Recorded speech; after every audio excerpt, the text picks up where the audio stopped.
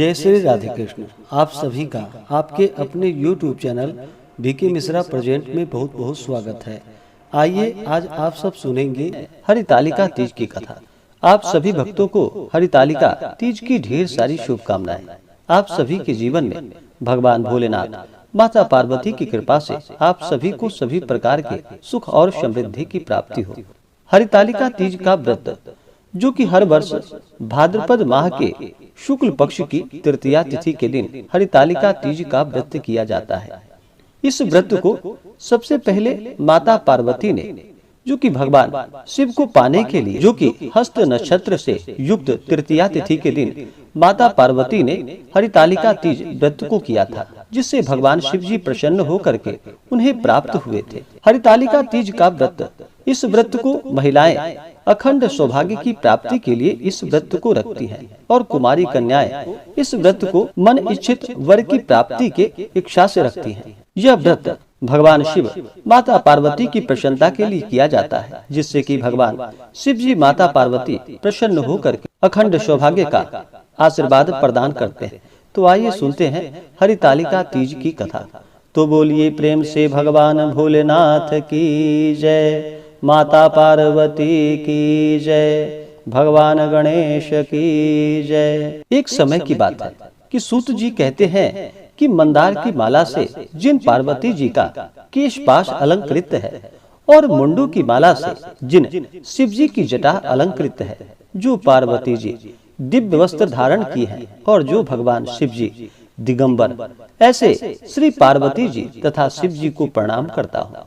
रमणीक कैलाश पर्वत के शिखर पर बैठी हुई श्री पार्वती जी कहती हैं कि हे महेश्वर, हमें कोई गुप्त व्रत या पूजन बतलाइए जो सब धर्मों में सरल हो, जिसमें परिश्रम भी कम करना पड़े लेकिन फल अधिक प्राप्त हो। हे नाथ, यदि आप मुझ पर प्रसन्न हो तो यह विधान बतलाइए।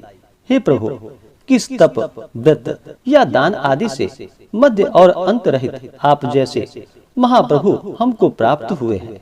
तब भगवान शिव जी कहते हैं कि हे देवी सुनो, मैं तुमको एक व्रत जो मेरा सर्वस्व और छिपाने योग्य है, लेकिन तुम्हारे प्रेम से वशीभूत होकर मैं तुम्हें बतलाता हूँ। जैसे नक्षत्रों में चंद्रमा, ग्रहों में सूर्य, वर्णों में ब्राह्मण, देवताओं में विष्णु भगवान, नदियों में गंगा, पुराणों में महाभारत, वेदों में सामवेद और इंद्रियों में मन श्रेष्ठ है। सब पुराण और वेदों का सर्वस्व जिस तरह कहा गया है, मैं तुम्हें एक प्राचीन व्रत को बतलाता हूँ। एकाग्र से सुनो। जिस व्रत के प्रभाव से तुमने मेरा आधा आसन प्राप्त किया है, वह मैं तुम्हें बतलाऊंगा, क्योंकि तुम मेरी प्रेयसी हो। भाद्रपद मास में हस्त नक्षत्र से युक्त शुक्ल तृतीया तिथि को उसका अनुष्ठान मात्र करने से स्त्रियां सब पापों से मुक्त हो जाती हैं। हे देवी, तुमने आज से बहुत दिन पहले हिमालय पर्वत पर इस व्रत को किया था। यह वृतांत मैं तुमसे कहूँगा। पार्वती ने पूछा कि हे नाथ, मैंने क्यों यह व्रत किया था, यह सब आपके मुख से सुनना चाहती हूँ। तब भगवान शिव जी कहते हैं, भारतवर्ष के उत्तर की ओर एक बड़ा रमणीक और पर्वतों में श्रेष्ठ हिमवान नामक पर्वत है, जिसके आसपास तरह तरह की भूमियां हैं। तरह तरह के वृक्ष उस पर लगे हुए हैं। नाना प्रकार के पक्षी और अनेक प्रकार के पशु उस पर निवास करते हैं। वहां पहुंचकर गंधर्वों के साथ बहुत से देवता, सिद्धचारण, पक्षीगण सर्वदा प्रसन्न मन से विचरते हैं। वहां पहुंचकर गंधर्व गाते हैं, अप्सराएं नाचती हैं। उस पर्वत राज के कितने ही शिखर हैं, ऐसे कि जिसमें स्फटिक, रत्न और वैदुर्य मणि आदि की खाने भरी हैं।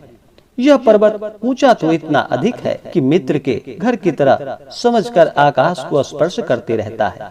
उसके समस्त शिखर सदैव हिम से आच्छादित रहते हैं और गंगा जल की ध्वनि सदा ही सुनाई देती रहती है। हे पार्वती, तुमने बाल्यकाल में उसी पर्वत पर तपस्या की थी। 12 वर्ष तक तुम उल्टी लटक कर केवल धुआं पीकर रहे। 64 वर्ष तक सूखे पत्ते खाकर रहे। माघ मास में तुम जल में बैठी रहती और वैशाख की दोपहरिया में पंचाग्नि तापते रहती थी। श्रावण के महीने में जल बरसता तो तुम भूखी प्यासी रहकर मैदान में बैठी रहती थी। तुम्हारे पिता इस तरह के कष्ट सहन को देखकर बड़े ही दुखी हुए। वे चिंता में पड़ गए कि मैं अपनी कन्या किसको दूं। उसी समय नारद जी वहां आ पहुंचे। मुनि श्रेष्ठ नारद जी उस समय तुम्हें देखने को गए थे। नारद जी को देखकर गिरि ने अर्घ्य, पाद्य, आसन आदि देकर उनकी पूजा की और कहा कि हे स्वामी, आप किस लिए आए हैं? मेरे अहो भाग्य, आपका आगमन मेरे लिए बड़ा ही अच्छा है। नारद जी ने कहा कि हे पर्वतराज, सुनो, मैं विष्णु भगवान का भेजा हुआ आपके पास आया हूँ। आपको चाहिए कि यह कन्या रत्न किसी योग्य वर को दे। भगवान विष्णु के सामने योग्य वर ब्रह्मा, इंद्र और शिव, इसमें से कोई नहीं है। इसलिए मैं यही कहूँगा कि आप अपनी कन्या भगवान विष्णु को ही देवे।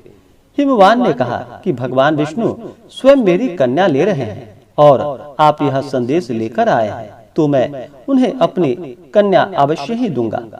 हिमवान की इतनी बात को सुनकर मुनिराज नारद आकाश में विलीन हो गए। वे पीतांबर, शंख चक्र और गदाधारी भगवान विष्णु के पास पहुँचे। वहां हाथ जोड़कर नारद जी ने भगवान विष्णु से कहा कि हे देव, सुनिए, मैंने आपका विवाह पक्का कर दिया है।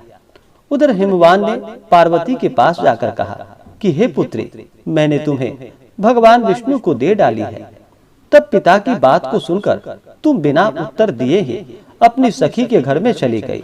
वहीं जमीन पर पड़कर तुम बड़ी दुखी हुई और विलाप करने लगी। तुमको इस तरह विलाप करते हुए देखकर तुम्हारी सखी ने तुम्हारे पास आकर कहा कि हे देवी, तुम क्यों इतनी दुखी हो? इसका कारण बतलाओ। तुम्हारी जो कुछ भी इच्छा होगी मैं यथाशक्ति उसको पूरा करने की चेष्टा करूंगी, इसमें कोई संशय नहीं है। पार्वती बोली कि मेरी जो कुछ अभिलाषाएं हैं उसे तुम प्रेम पूर्वक सुनो। मैं एकमात्र शिव जी को अपना पति बनाना चाहती हूँ, इसमें कुछ भी संशय नहीं।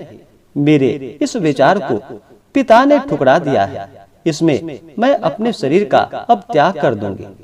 पार्वती की इस बात को सुनकर सखियों ने कहा कि शरीर का त्याग न करो, चलो किसी ऐसे वन को चलते हैं जहाँ पिता को पता न लगे। ऐसी सलाह कर तुम वैसे वन में जा पहुँचे। उधर तुम्हारे पिता घर घर तुम्हें खोजने लगे। दूतों द्वारा भी खबर लेने लगे कि कौन देवता या किन्नर मेरी पुत्री को हर कर ले गया है। उन्होंने मन ही मन कहा, मैं नारद जी के आगे प्रतिज्ञा कर चुका हूँ कि अपनी पुत्री भगवान विष्णु को दूंगा। ऐसा सोचते सोचते हिमवान मूर्छित होकर गिर गए। गिरिराज की मूर्छा को देखकर सब लोग हाहाकार कर कर दौड़ पड़े। जब होश आया तो सब पूछने लगे कि हे गिरिराज, आप अपने मूर्छा का कारण बतलाइए। हिमवान ने कहा कि आप लोग मेरे दुख का कारण सुने। न मालूम कौन मेरी कन्या को हर कर ले गया है। ऐसा नहीं हुआ तो उसे किसी काले सर्प ने काट लिया या सिंह खा गए होंगे। हाय हाय, मेरी बेटी कहाँ गई? किसी दुष्ट ने मेरी पुत्री को मार डाला। ऐसा कहकर वे वायु के झोंके के समान कांपते हुए वृक्ष के समान कांपने लगे। इसके बाद हिमवान तुम्हें वन वन ढूंढने लगे। वह वन भी सिंह, भालू, हिंसक जंतुओं से बड़ा भयानक हो रहा था। तुम भी अपनी सखियों के साथ उस भयानक वन में चलती चलती एक ऐसे जगह पर पहुंची जहां एक नदी बह रही थी। उसके रमणीक तट पर एक बड़ी सी कंदरा थी। तुमने उसी कंदरा में आश्रय बना लिया और मेरी एक बालुकामयी प्रतिमा को बनाकर अपनी सखियों के साथ निराहार रहकर मेरी आराधना करने लगे। जब भाद्रपद शुक्ल पक्ष की हस्तयुक्त तृतीया तिथि प्राप्त हुई, तब तुमने मेरा विधिवत पूजन किया और रात भर जागकर गीत वाद्यादि से मुझे प्रसन्न करने में बिताया। उस व्रतराज के प्रभाव से मेरा आसन डगमगा उठा, जिससे मैं तत्काल उस स्थान पर जा पहुंचा जहां पर तुम अपनी सखियों के साथ रहती थी। वहां पहुंचकर मैंने तुमसे कहा कि मैं तुम पर प्रसन्न हूँ, बोलो तुम क्या चाहती हो। तुमने कहा कि मेरे देवता, यदि आप मेरे ऊपर प्रसन्न हैं तो मेरे पति बने।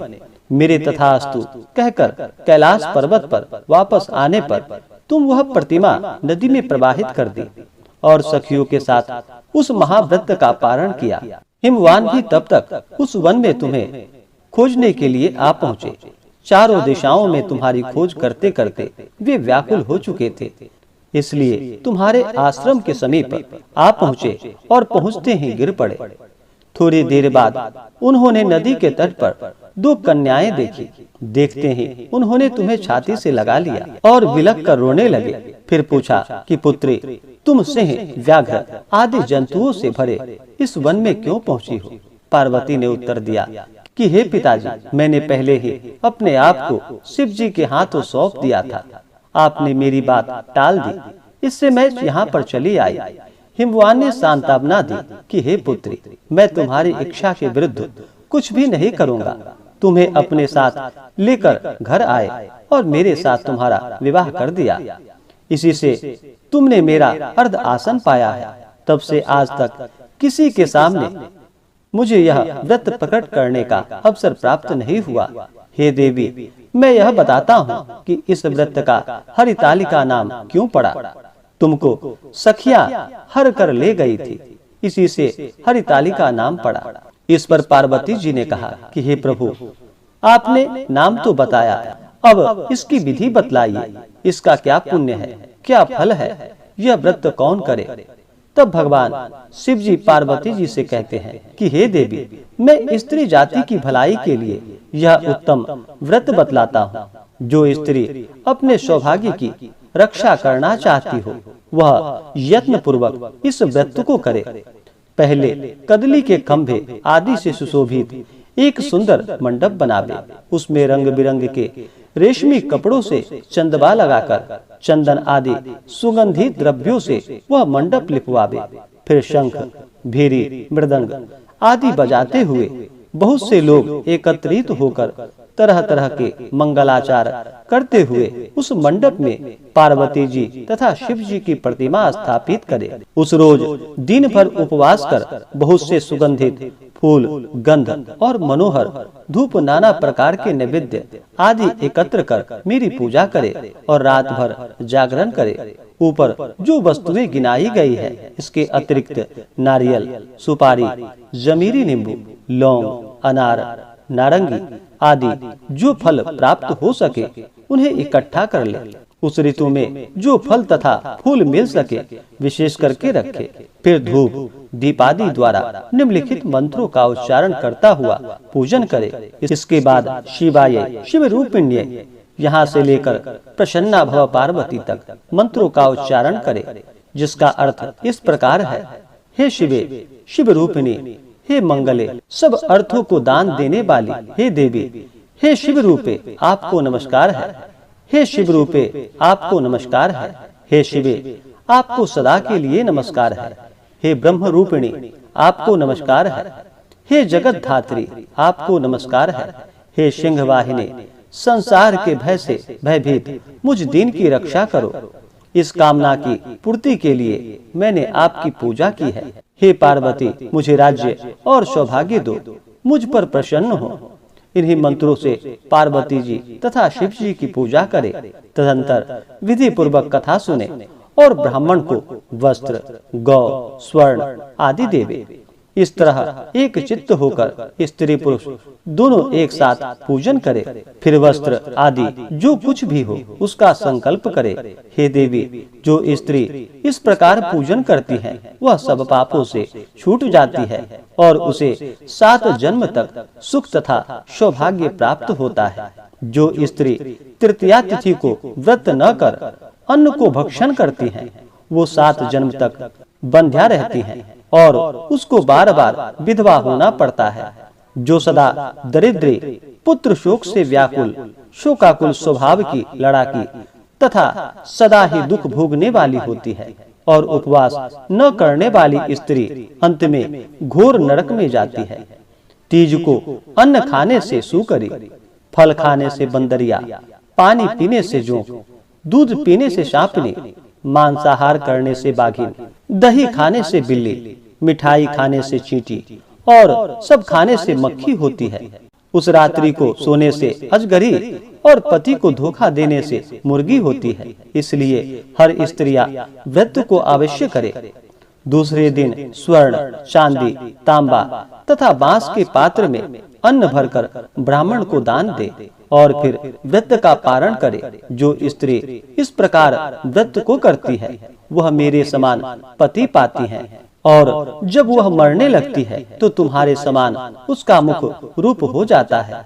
उसे सब प्रकार के सांसारिक भोग और सायुज्य मुक्ति मिल जाती है। इस हरितालिका की व्रत कथा मात्र सुन लेने से प्राणी को 1000 अश्वमेध और सैकड़ों वाजपेयी यज्ञ करने का फल प्राप्त होता है। हे देवी, मैंने यह सब व्रतों में उत्तम व्रत तुम्हें बतलाया है, जिसके करने से प्राणी सब पापों से छूट जाता है। इसमें कुछ भी संशय नहीं। तो बोलिए प्रेम से भगवान भोलेनाथ की जय, माता पार्वती की जय। जो भी सौभाग्यवती स्त्रियां व्रत को धारण करती हैं तो उनका 7 जन्मों तक सौभाग्य अटल होता है तथा कुमारी कन्याओं को मन इच्छित वर की प्राप्ति होती है। हरितालिका तीज का व्रत जो कि बड़ा ही कठिन माना जाता है, इस दिन रात्रि निर्जला रह करके व्रत को धारण किया जाता है। और विशेष प्रकार से इस दिन जो कि हस्त नक्षत्र में पूजन करने का विशेष महत्व माना गया है। तो आइए जानते हैं हरितालिका तीज व्रत के शुभ मुहूर्त के बारे में।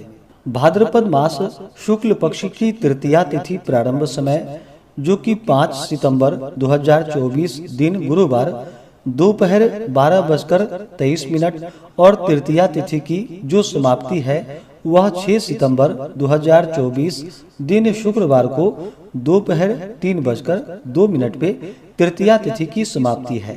इस व्रत के लिए कहा गया है भाद्रस्य कजली कृष्णा शुक्लाचा हरितालिका। व्रत के अनुसार भाद्र शुक्ल तृतीया को हरितालिका का व्रत किया जाता है। इसमें मुहूर्त मात्र हो तो भी परा तिथि ग्राह्य की जाती है, क्योंकि द्वितीया पितामह की और चतुर्थी पुत्र की तिथि है।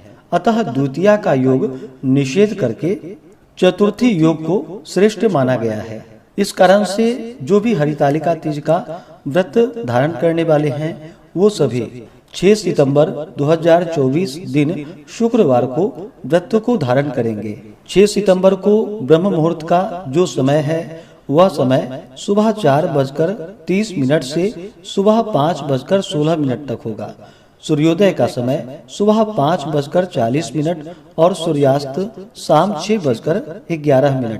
तो इस दिन 6 सितंबर को हरितालिका तीज का व्रत भी धारण किया जा रहा है और इस दिन चंद्रोदय व्यापनी के अनुसार संकष्टी चतुर्थी का व्रत किया जाएगा, चौठ चंद्र का व्रत किया जाएगा। बहुत से जगहों पर जिसे कि चौड़चन के नाम से जानते हैं तो इस दिन व्रत को किया जाएगा। और जो भी गणेश चतुर्थी का गणेश जन्मोत्सव का व्रत धारण करते हैं वो सभी 7 सितंबर को शनिवार के दिन मध्याह्न व्यापनी के अनुसार गणेश चतुर्थी का व्रत किया जाएगा। इस दिन से आरंभ होकर के जो कि अनंत चतुर्दशी तिथि के दिन गणेश चतुर्थी व्रत की समाप्ति होती है। तो मध्याह्न व्यापनी के अनुसार 7 सितंबर को गणेश चतुर्थी का व्रत किया जाएगा और 6 सितंबर को चंद्रोदय व्यापनी के अनुसार संकष्टी चतुर्थी का व्रत किया जाएगा। और इस दिन जो कि चंद्र दर्शन निषिद्ध माना गया है, इस दिन चंद्रमा का दर्शन भूलकर भी नहीं करना चाहिए। इससे झूठा कलंक का भागी बनना पड़ता है।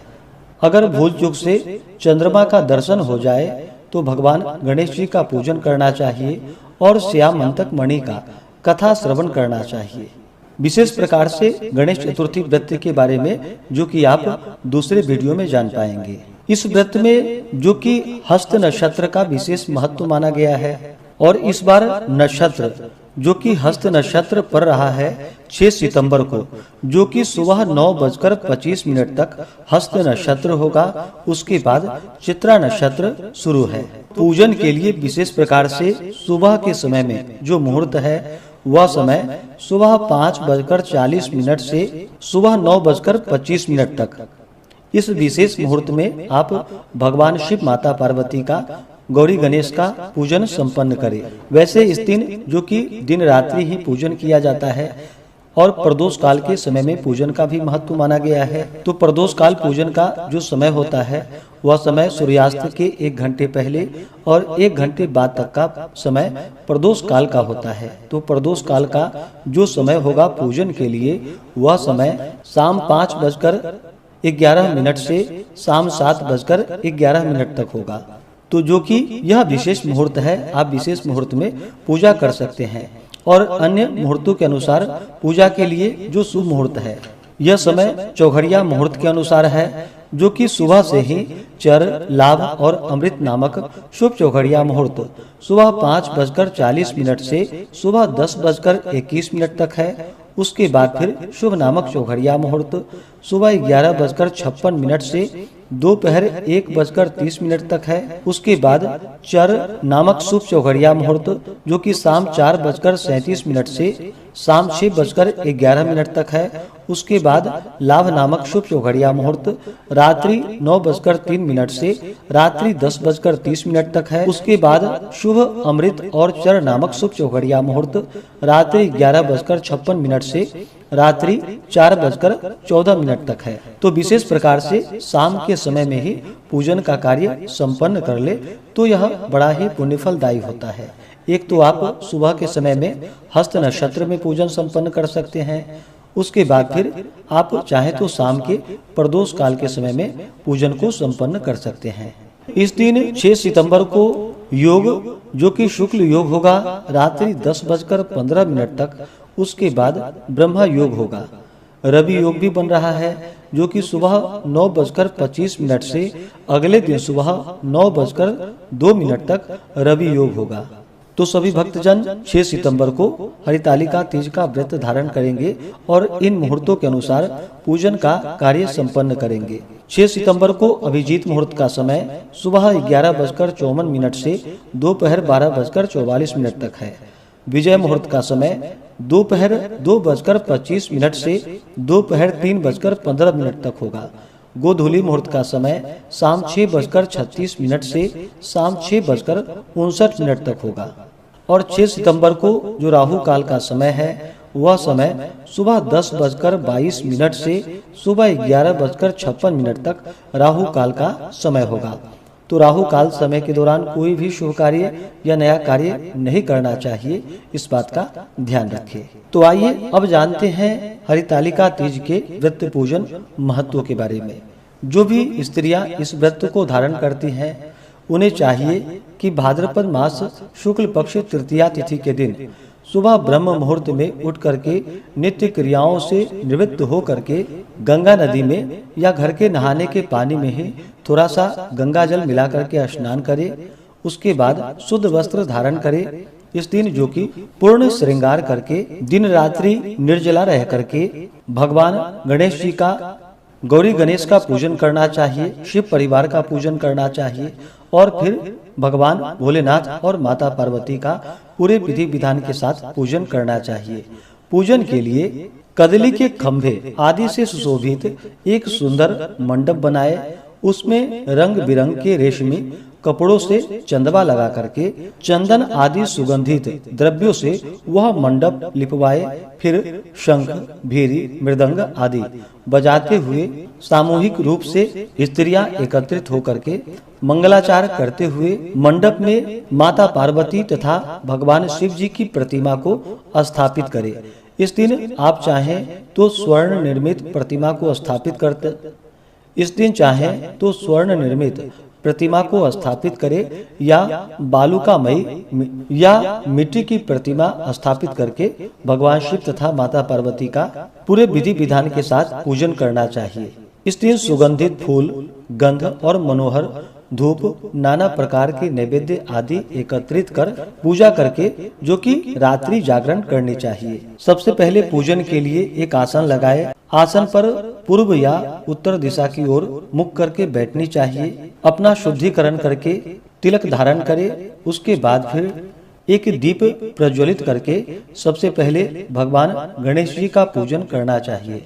किसी भी प्रकार के शुभ या मांगलिक कार्यों में पहले भगवान गणेश जी का पूजन किया जाता है। तो पहले भगवान गणेश जी का और साथ में गौरी का पूजन करे, यानी कि गणेश अंबिका का पूजन करे और भगवान गणेश जी से अपने पूजन को निर्विघ्नता पूर्वक पूर्ण करने के लिए भगवान गणेश जी से प्रार्थना करें कि यह व्रत मेरा पूर्ण हो, हमें पुण्य फलों की प्राप्ति हो। इस प्रकार से भगवान से प्रार्थना करें। गणेश अंबिका का पूजन करके कलश देवता का पूजन करना चाहिए। कलश को स्थापित करके कलश के नीचे जो कि सप्त धान्य रखे, उसके ऊपर कलश को स्थापित करके कलश पे जल रखे। कलश में सुपारी, पैसा, पंच पल्लव या आम का पल्लव डाल करके उसके ऊपर से एक पूर्ण पात्र रखे, उसके ऊपर से एक पानी वाला नारियल रखे और फिर कलश देवता का पूजन करके नवग्रह इंद्रादि 10 दिक्पाल देवताओं का पूजन करे। दिन में पूजन करते हैं तो सूर्यादि पंच देवता का पूजन करे। अगर रात्रि में पूजन करते हैं तो गणपत्यादि पंच देवता का पूजन करे। इसके बाद फिर शिव परिवार का पूजन करे, जैसे कि नंदी, श्रृंगी, भृंगी, कीर्तमुख, कुबेर, कार्तिकेय, सर्प, इनका पूजन करे। उसके बाद फिर भगवान शिव जी का और माता पार्वती जी का पूरे विधि विधान के साथ पूजन करना चाहिए।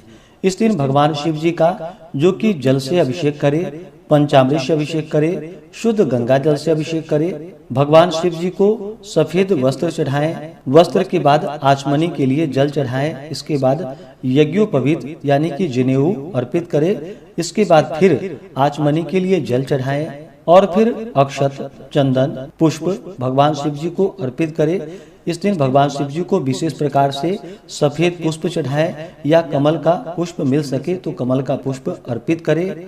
मंदार की माला भगवान शिव जी को अति प्रिय होता है तो अर्पित करे। इसके बाद बेलपत्र, भांग, धतूरा, शमी पत्र चढ़ाएं। सुगंधित द्रव्य, इत्र आदि भगवान शिव जी को चढ़ाएं। फिर धूप और दीप दिखाएं। अनेक प्रकार का नैवेद्य इस मौसम में मिलने वाले जो भी ऋतु फल आदि हो या दूध से बने हुए वस्तु हो वह भगवान शिव जी को अर्पित करनी चाहिए। नैवेद्य के बाद जल से आचमनी करवाएं। मुख शुद्धि के लिए पान पत्र, सुपारी, लौंग, इलायची के साथ में अर्पित करें। इसके बाद फिर माता पार्वती का पूजन करना चाहिए। माता पार्वती जी का जल से अभिषेक करे, पंचामृत से अभिषेक करे। माता पार्वती को लाल वस्त्र चढ़ाएं। श्रृंगार की सभी वस्तुएं अर्पित करे। सिंदूर चढ़ाएं। फिर अक्षत, चंदन, पुष्पों की माला अर्पित करे। धूप और दीप दिखाएं।